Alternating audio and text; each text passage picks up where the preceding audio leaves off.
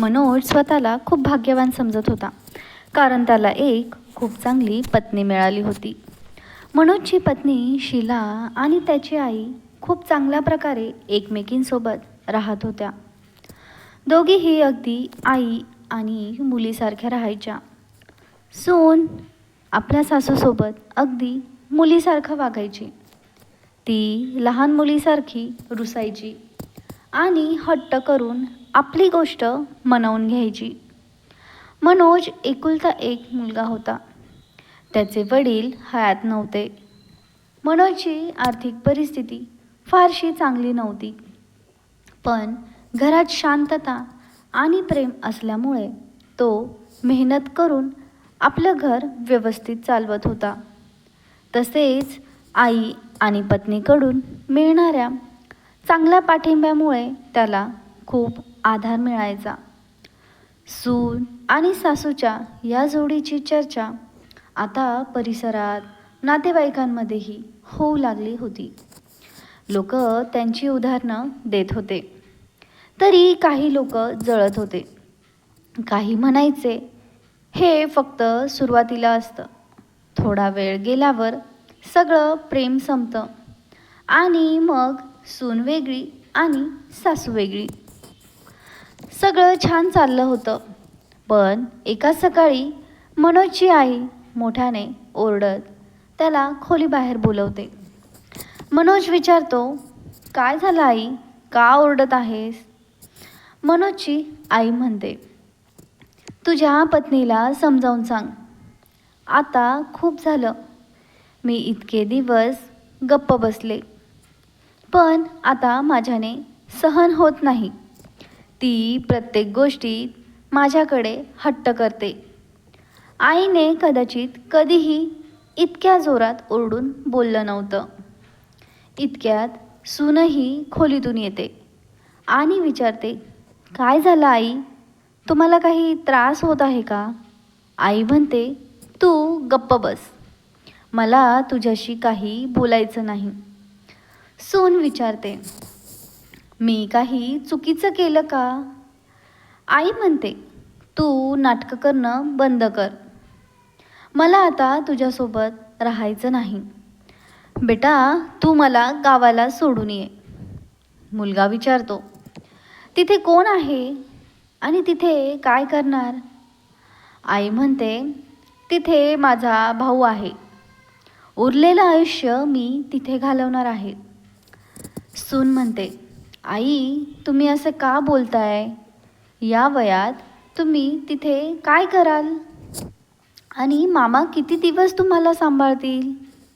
आम्ही काही चूक केली असेल तर सांगा. आई म्हणते, तू माझ्याशी बोलू नकोस, मी तुझी आई नाही.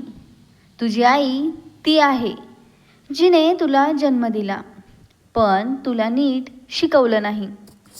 सुनेला हे ऐकून खूप वाईट वाटतं. ती म्हणते, आई तुम्ही काहीही काय बोलत आहात? तुमची तब्येत ठीक आहे ना? मुलगा म्हणतो, आई तू आराम कर, आपण संध्याकाळी बोलूया. पण आई हट्ट करते, मला आत्ताच गावाला सोडून ये, आता इथे राहायचं नाही. मनोज आणि त्याची पत्नी यांना काहीच समजत नाही, पण आईच्या हट्टामुळे मनोजला तिला गावाला सोडून यावं लागतं. घरी आल्यावर तो पत्नीशी बोलतो आणि विचारतो, तू आईला काही बोललीस का, ज्यामुळे ती इतकी चिडली? शीला म्हणते, या वयात असं होतं, चिडचिडेपणा येतो. आपण 2 दिवसांनी आईला परत आणू, काळजी करू नकोस. 2 दिवसांनी मनोज आणि शीला गावाला जातात. शीला दिसताच आई पुन्हा चिडते. ती म्हणते, तुझी हिम्मत कशी झाली माझ्यासमोर येण्याची?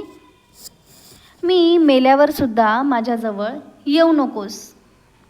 शीला रडू लागते. ती म्हणते, तुम्ही असं काय बोलताय? मी काय केलं आहे ज्यामुळे तुम्ही इतक्या नाराज झालात. आई खोलीत जाते आणि दरवाजा आतून बंद करून घेते. मामाही तिला समजावतात, पण ती ऐकत नाही. मुलगा आणि सून पुन्हा घरी येतात. शीला खोलीत रडत बसते. मनोजलाही काहीच समजत नाही. आई गेल्यापासून 15 दिवस उलटले होते. इतका वेळ न सून आईपासून दूर राहिली होती न मुलगा. मनोजची पत्नी म्हणते, आता पुन्हा गावाला जाऊ आणि मी सांगते तसं बोल. मनोज गावाला जातो आणि आईला सांगतो, आई, तुझी सून जिन्यावरून पडली आहे आणि 5 दिवसांपासून तुझी आठवण काढत आहे. आई लगेच म्हणते, 5 दिवस झाले आणि तू आत्ता सांगतोयस. ती पटकन तयार होते आणि मनोजसोबत परत येते. मामाही सोबत येतात. घरी पोहोचल्यावर आई जोरात हाका मारत म्हणते, सुनबाई, सुनबाई, आणि सुनबाईच्या खोलीत जाऊन तिच्या गळ्यात पडते आणि रडते. सूनही तिला बिलगून रडते.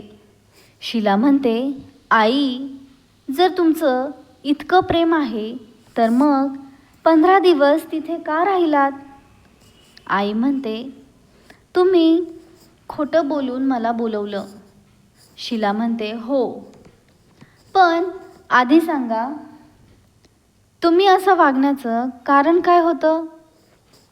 तुम्हाला माझी शपथ. आई तिला पुन्हा बिलगते. आई म्हणते, बेटा, त्या दिवशी मी मंदिरातून परत आले तेव्हा मी तुझ्या आणि मनोजच्या गोष्टी ऐकल्या. तू म्हणत होतीस की आपण सध्या मूल होऊ देऊ शकत नाही कारण त्याचा नीट सांभाळ करू शकणार नाही. आईमुळे आपण कितीतरी गोष्टींसोबत तडजोड करत आहोत.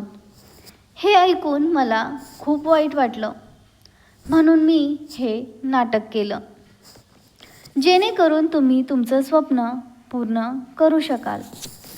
सून म्हणते, आई, तुम्ही पुन्हा असं काही केलं तर आम्ही कधीच मूल होऊ देणार नाही. तुम्ही आम्हाला ओझं वाटत नाही. मनोज म्हणतो, आई, आता तू इथेच राहायचं आणि योग्य वेळ आली की आजीही बनशील. मग आई पुन्हा त्यांच्यासोबत राहायला लागते. तर मित्रांनो, ही कथा तुम्हाला कशी वाटली कमेंट बॉक्समध्ये नक्कीच सांगा. आणि जर तुम्हाला कथा आवडली असेल तर कृपया लाईक करा आणि कल्पनेतील जीवनकथा या चॅनलला सबस्क्राईब करा. आम्ही तुमच्यासाठी अशाच नवनवीन कथा घेऊन येऊ. धन्यवाद.